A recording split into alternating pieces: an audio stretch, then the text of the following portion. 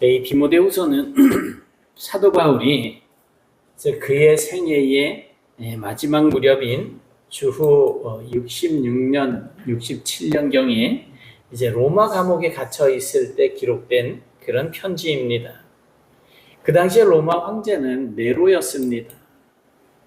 근데 이제 이 네로가 이제 주후 64년경에, 그러니까 바울이 죽기 한 2, 3년 전이죠. 3년 전쯤에 로마에 아주 대형 화재가 발생했습니다. 그리고 네로는 이제 나라가 이 지경이 되니까 엄청난 정치적인 위기에 몰려 있었던 그런 상황이었습니다. 그래서 그 화재에 대한 책임을 이 네로가 이제 기독교인들에게 그렇게 떠넘겨서 기독교인들을 희생양으로 삼았습니다. 그 이후에 기독교인들이 엄청난 박해를 당하게 됩니다. 그래서 많은 성도들이 두려워하게 됩니다.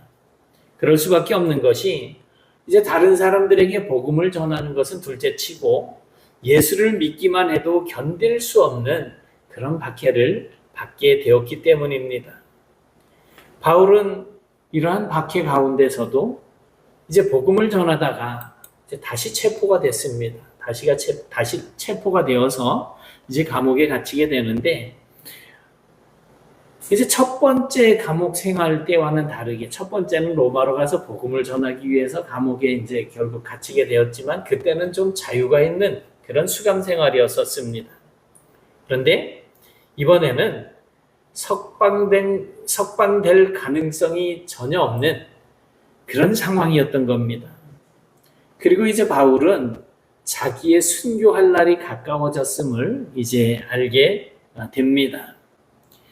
디모데는 그 당시 에베소 교회를 섬기고 있었는데, 당시의 이단들, 거짓 교사들이 얼마나 이 교회를 공격을 하고, 모든 것이 이제 디모데에게로 초점이 맞춰지겠죠. 그리고 교회 안과 밖에 이제 뭉쳐있고 이렇게 다가오는 그런 어려움 때문에 상당히 많이 지쳐 있었습니다. 눈물도 많이 흘렸을 거예요. 그래서 바울이 내가 너의 눈물을 보기를 원한다라고 이렇게 표현할 정도니까요. 그런데 이 디모데는 성격이 좀 온순하고 또 온유하고 조심스러운 편이어서 어떤 상황에 적극적으로 그냥 불같이 이렇게 대드는 것도 아니고, 그러다 보니까 소심하게 낙심에 빠질 수 있는 그런 상황이었었습니다. 그래서 바울은 이 마지막 편지를 통해서 사랑하는 영적 아들 디모데에게 두려워하지 말고 하나님께서 맡겨주신 그 사명을 끝까지 잘 감당해라 라고 격려하고 권면하기 위해서 이 디모데 후서를 이제 기록해서 보내게 된 것입니다. 생각해보면 정말 놀랍습니다. 보통 감옥에 갇힌 사람들은 자기가 힘들다라고 그렇게 말을 하고 다른 사람들에게 위로를 받으려고 하지 않습니까? 그런데 바울은 감옥 안에 갇혀 있으면서, 이제 억압돼 있으면서 오히려 밖에 있는 디모데를 위로하려고 하고 있다는 거예요. 어떻게 이런 일이 가능할 수가 있었을까요? 바울은 자신의 환경보다 하나님께서 주신 것을 더 크게 보았습니다. 오늘 말씀을 통해서 하나님께서 우리에게 이미 주신 것이 무엇인지를 이제 몇 가지를 생각을 해보고자 합니다. 첫 번째는 하나님께서 우리에게 생명의 복음을 맡기셨다는 거예요. 바울은 자신을 소개하면서 이렇게 말을 합니다. 나는 하나님의 뜻으로 사도가 되었다. 여기서 중요한 것은 하나님의 뜻입니다. 바울은 자신이 원해서 사도가 된 것이 아니고 하나님께서 자신을 불러주셨고 하나님께서 자신을 보내셨다라고 이렇게 말씀을 전하고 있는 거예요. 그리고 그가 전하는 메시지는 바로 뭡니까? 생명의 약속입니다.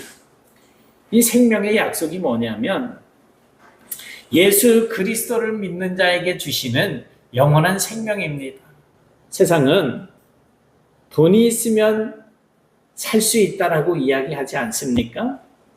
세상은 성공하면 행복하다라고 이야기를 합니다. 하지만 사람은 결국 자기에게 다가오는 그 죽음의 문제를 해결할 수 없잖아요. 그래서 어떤 아이에게 너는 커서 뭐가 될래? 뭐가 될래? 뭐가 될래? 뭐 이런 거 이래 물으니까 열심히 공부해서 좋은 대학 갈 거예요. 좋은 대학 가서 그 다음에 뭐 할 건데? 졸업하면 좋은 직장 취직하겠죠. 그러니까 좋은 직장 취직해서 뭐 할 건데? 이제 돈 좀 벌고 풍족하게 이래 살면서 즐기게 결혼도 하겠죠. 결혼해서 아이 낳고 그리고 살다가 어떻게 되는데 결국에는 어디로 가요? 그 다음엔 하니까 나중에는 죽겠죠. 거기서 끝나는 거예요. 그 이후에는 어떻게 대답을 할 방법이 없잖아요.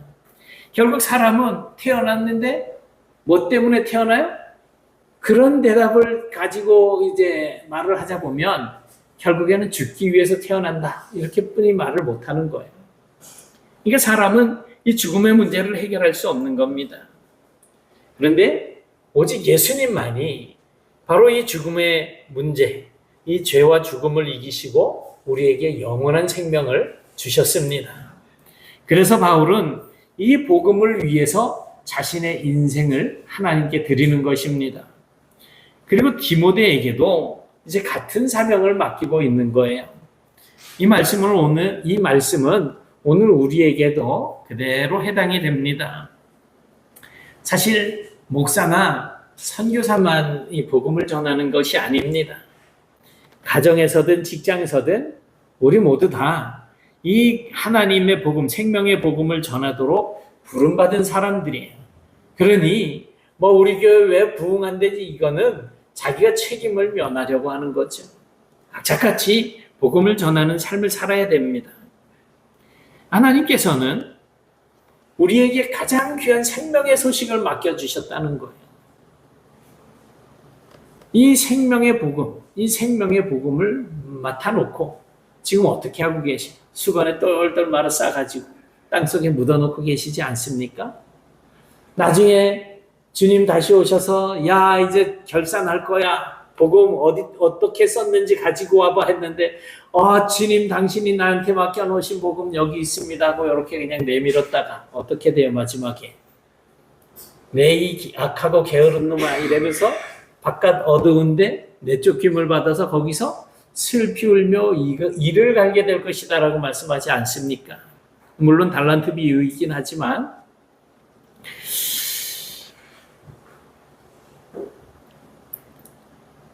우리가 이 생명의 복음 맡았다는 사실에 대해서 정말 자긍심을 가지고 이 복음 전하는 일에 힘을 쓰셔야지 됩니다. 사도 바울은 디모데에게 그 일을 감당하라고 이렇게 권하고 있는 겁니다. 또 바울은 디모데를 생각하면서 두 번째는 감사한다라고 말을 합니다. 그리고 특별히 디모데 안에 있는 믿음을 칭찬을 합니다. 그 믿음이 디모데의 외할머니와 그의 어머니에게도 있었던 믿음인데 이제는 그 외할머니와 어머니를 통해서 그 믿음이 아들 디모데 손자 그러니까 외손자죠. 디모데 안에도 있다는 것입니다. 여기서 우리는 믿음의 중요성을 발견하게 되는 거예요. 믿음이 약해지면 두려움이 커집니다. 믿음이 약해지면 기도가 줄어듭니다. 믿음이 약해지면 예배가 형식적으로 바뀌게 됩니다.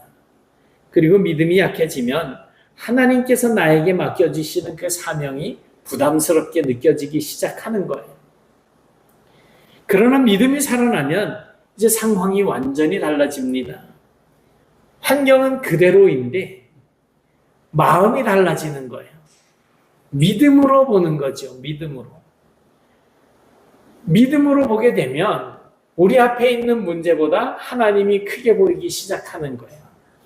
물 위를 걷던 베드로가 물속으로 빠져들어갈 때 처음에는 누구를 보고 건너갔어요? 물 위를 걸었어요? 예수님을 보고 걸었잖아요.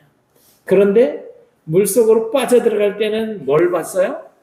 자기 주변을 보게 된 거예요. 예수님이 아닌 거예요. 순간 믿음이 흔들리게 되는 거죠. 두려움이 그를 사로잡는 순간 물속으로 빠져들어가기 시작하는 겁니다. 그런데 그가 다시 주님을 향하여서 소리를 지릅니다. 아이고 살려주세요. 그때 예수님이 그를 잡아 올려주시지 않습니까? 그래서 바울은 디모데에게 너의 안에 있는 믿음을 기억하라, 생각하라 라고 이렇게 말씀을 하고 있는 것입니다. 우리도 마찬가지예요. 때로는 신앙생활을 오래 하면서 낙심할 때도 있습니다. 기도해도 응답이 없는 것 같고 내가 열심히 사는데도 내 삶의 변화가 없는 것처럼 느껴질 때가 있습니다. 그럴 때 하나님께서 나에게 주신 그 믿음을 다시 한번 생각을 하셔야지 됩니다.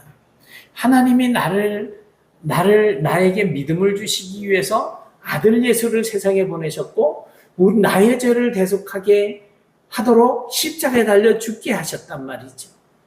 그리고 죽고 끝나는 것이 아니고 그 죽음의 권세를 이기고 부활하셨다는 거예요. 이 사실에 대한 믿음이 나에게 있는가? 그 믿음을 가지고 그 믿음으로 무엇을 보게 된다면 이제는 세상의 문제가 아니라 하나님이 보이게 되는 것이고 그 믿음이 결국 하나님께서 나에게 주신 선물이라고 하는 사실을 이제 생각하게 되는 겁니다. 그리고 그 믿음을 통해서 하나님은 지금도 우리와 일하고 계십니다. 믿음이 없는 사람은 하나님의 역사를 경험할 수가 없습니다. 믿음이 있으면 정말 겨자씨만한 믿음이 있으면 이 산더러 들려서 저 산으로 던져지라 하면 그렇게 된다라는 거예요. 그게 믿음인 거예요. 그 믿음을 통해서 하나님께서 지금 우리와 함께 일하신다는 것입니다. 자, 이제 세 번째로 바울은 디모데에게 아주 가장 중요한 교훈을 주고 있습니다. 하나님의 은사를 다시 불일 듯 하게 하기 위하여. 이 불이 꺼진 것은 아니에요.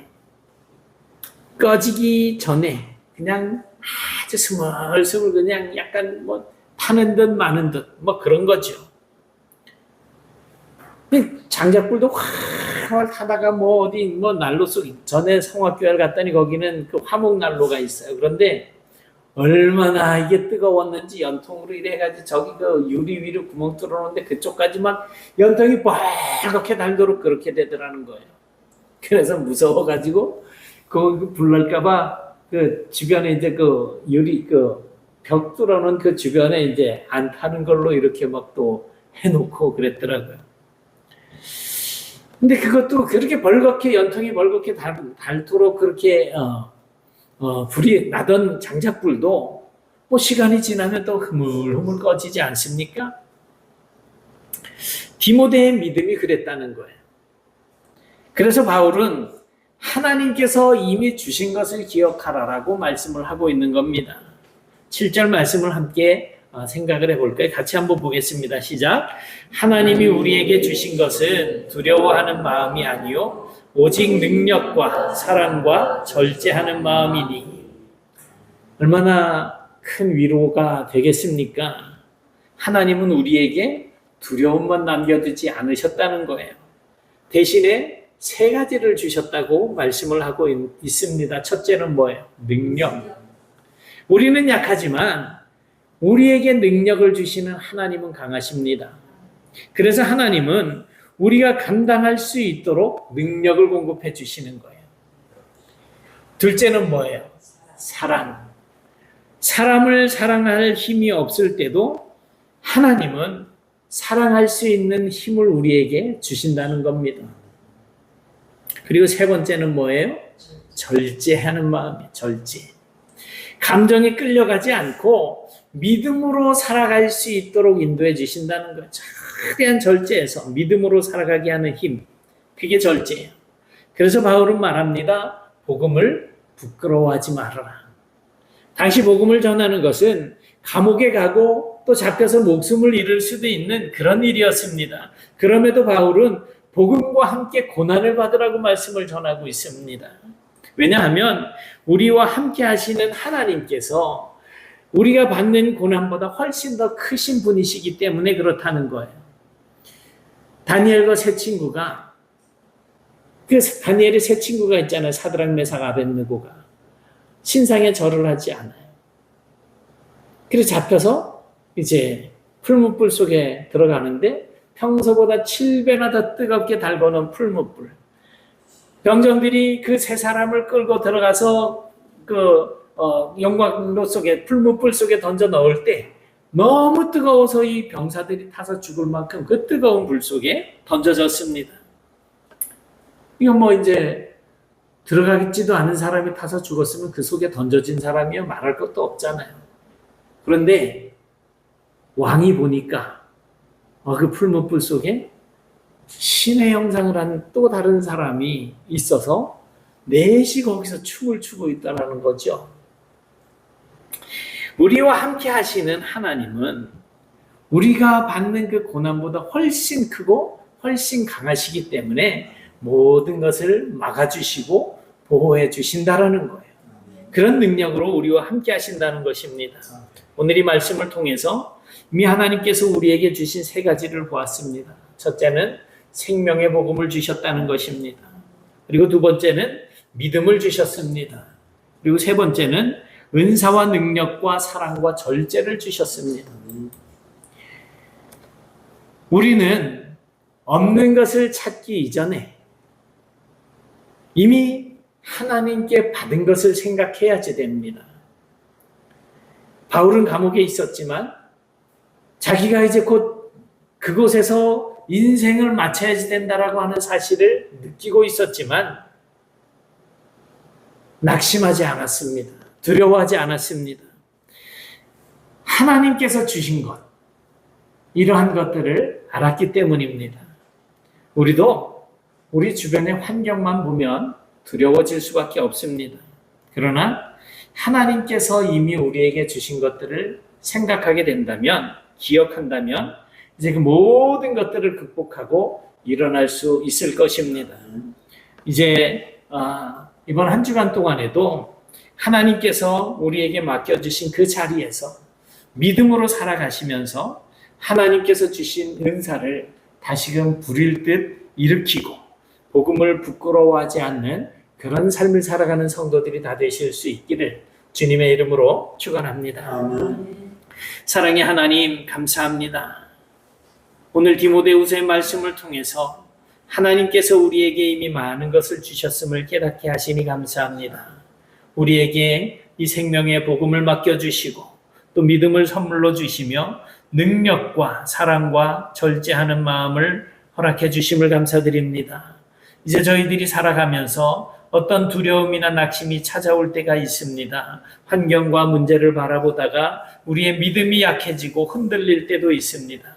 주님, 그럴 때마다 우리 안에 주신 믿음의 불이 다시 살아나게 하시고 하나님께서 주신 그 은사들이 다시 뜨겁게 타오를 수 있도록 도와주시옵소서. 복음을 부끄러워하지 않게 하시고 맡겨주신 사명을 충성스럽게 감당하게 하시며 어떤 상황 속에서도 오직 하나님을 의지하며 살아갈 수 있도록 인도해 주옵소서. 이번 한 주간 동안 저희들이 성령의 인도하심 속에서 우리의 가정과 우리가 몸담고 일하고 있는 일터와 교회 가운데 하나님의 뜻을 이루게 하시고 저희들을 통해서 생명의 복음이 온 세상에 전해져 나갈 수 있도록 도와주시옵소서. 우리의 삶을 통해서 오직 하나님의 영광이 선포되어지고 하나님을 기뻐하는 저희들의 삶이 계속적으로 이어질 수 있도록 도와주시기를 소원하오며 예수님 이름으로 기도드리옵나이다. 아멘.